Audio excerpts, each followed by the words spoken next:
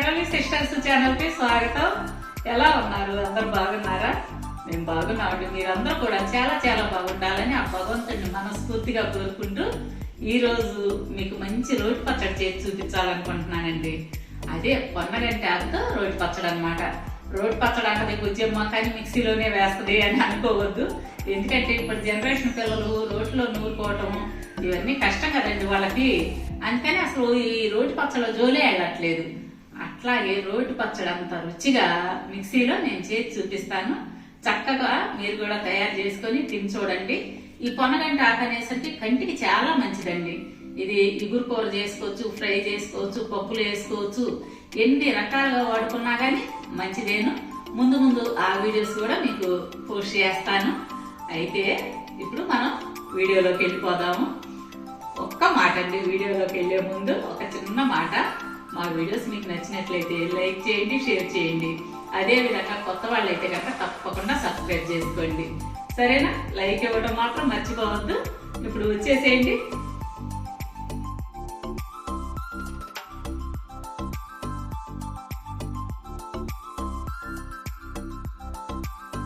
ఈ పచ్చడికి ముందుగా కావాల్సింది పొన్నగంటి ఆకండి.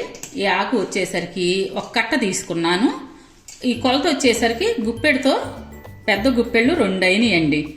ఇదేంటంటే శుభ్రంగా కడిగి ఈ సన్న కాడలతో సహా నేను కట్టర్తో కట్ చేసుకున్నాను. మీకు ఒక్కో ఆకు ఒలవాలంటే చాలా టైం పట్టుద్ది. కానీ పచ్చడికి వచ్చేసరికి ఇట్లా లేత కాడలు కూడా ఉంటేనే రుచి అన్నమాట.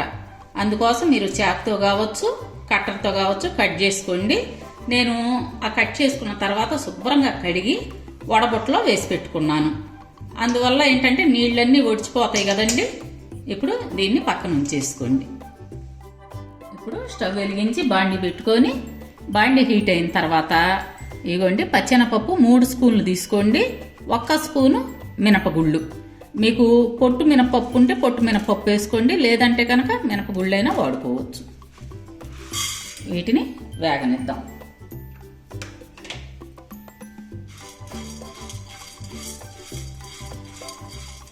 లో ఫ్లేమ్లో దోరగా వేయించుకోండి.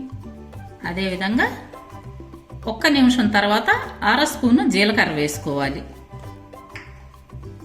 అందులోనే 5 ఎండుమిర్చి వేసుకోండి.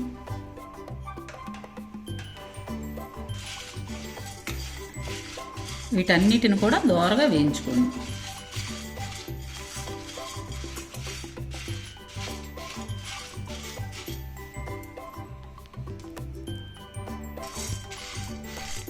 ఇవ్వండి దోరగా వేగినవి. వీటిని వేరే బౌల్లోకి ట్రాన్స్ఫర్ చేసుకుందాం.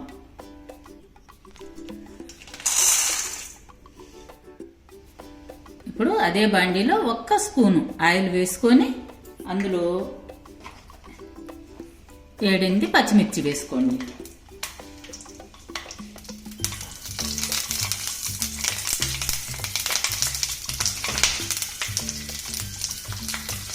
అలాగే 5-6 వెల్లుల్లి రెబ్బలు.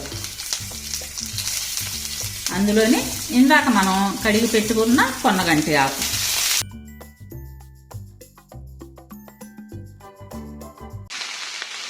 ఈ ఆకంతా కూడా లో ఫ్లేమ్లో వేయించుకోండి. ఈ తడి ఉంటే కనుక పచ్చడి చెడిపోద్దమ్మా. అంటే వెంటనే బూజు రావటం అట్లా జరుగుద్ది అనమాట. అందువల్ల ఈ తడి అనేది లేకుండా వేయించుకోవాలి. ఈ ఆకు ఏంటంటే అమ్మా అడుగు పట్టేస్తుంది. దగ్గర నుంచొని జాగ్రత్తగా కదుపుతూ వేయించుకోండి.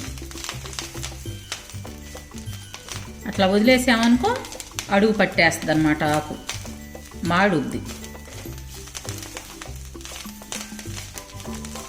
పచ్చి వాసన పోయే వరకు వేయించుకోండి. ఇంకొక నిమిషం వేయించి తీసేద్దాం. ఇప్పుడు స్టవ్ ఆఫ్ చేసేసేయండి. ఈ ఆకుని చల్లారనివ్వాలి. ఇదిగోండి ఇప్పుడు ఈ ఆకంతా వేగింది. స్టవ్ ఆఫ్ చేసుకొని ఈ ఆకుని చల్లారనిద్దాం. ఇదిగోండి ఈ పప్పులన్నీ చల్లారిపోయినాయి. వీటిని మిక్సీ గిన్నెలో వేసుకొని మిక్సీ పట్టుకుందాం.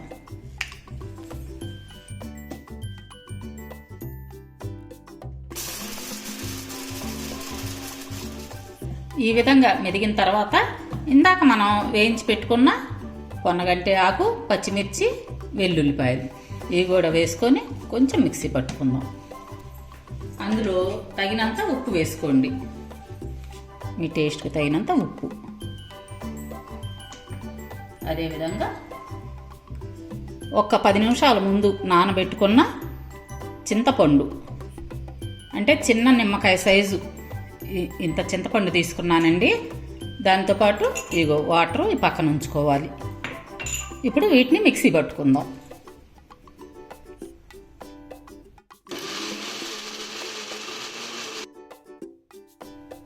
ఇలా మెదిగిన తర్వాత ఇందాక చింతపండు నానబెట్టుకున్న ఈ నీళ్లు కలుపుకుందాం.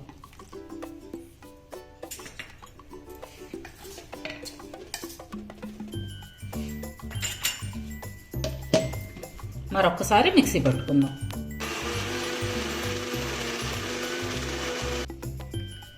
ఇదిగోండి పచ్చడి మెదిగింది.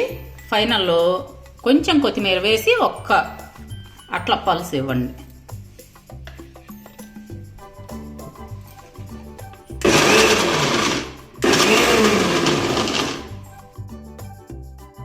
ఫైనల్లో కొత్తిమీర వేసి ఒక్క రౌండ్ అట్లా తిప్పండి, చాలు. ఇప్పుడు రెడీ అయిన పచ్చడికి తాలింపు పెట్టుకుందాము. స్టవ్ వెలిగించి బాండి పెట్టుకొని అందులో 2 టేబుల్ స్పూన్లు ఆయిల్ వేసుకోండి. ఆయిల్ కొంచెం కాగిన తర్వాత 1 స్పూను తాలింపు గింజలు, అలాగే 1 ఎండుమిర్చి ముక్కలు చేసి వేసుకోండి. 1/2 టీ స్పూను మెంతి పిండి చూడండి. అదేవిధంగా 1/2 టీ స్పూన్ పసుపు, అలాగే చిటికెడు ఇంగువ. స్టవ్ ఆపేయండి. ఇప్పుడు కొంచెం కరివేపాకు. ఈ విధంగా కరివేపాకు వేసిన తర్వాత తాలింపుని దోరగా వేగనివ్వండి.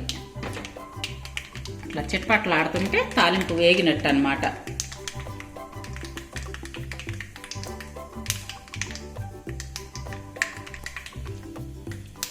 ఇప్పుడు తాలింపు వేగిందండి. ఈ పచ్చడిని ఈ నూనెలో వేసుకొని 1 నిమిషం ఆ విధంగా ఇట్లాగే మగ్గనిద్దాం.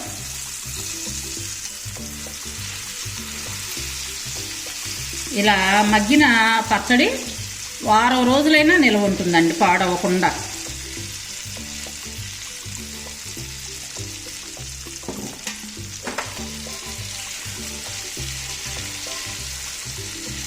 మీరు ఈ పచ్చడి వచ్చేసరికి దోశ, ఇడ్లీ, చపాతీ, రైస్లోకి ఎందులోకైనా వాడుకోవచ్చు.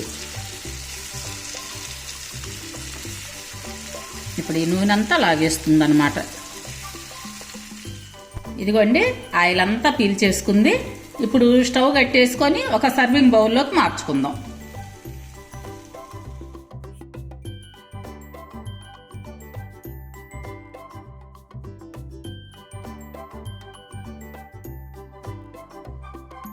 చూసారు కదా ఎంత ఈజీగా తయారు చేసుకోవచ్చో. చక్కగా తయారు చేసుకోండి. ఈ పచ్చడి అంటే మా మనోడికి ఎంత ఇష్టమోనండి, భలే ఇష్టంగా తింటాడు. నాకు చాలా ఇష్టం. Super super. దేనికి మంచిది?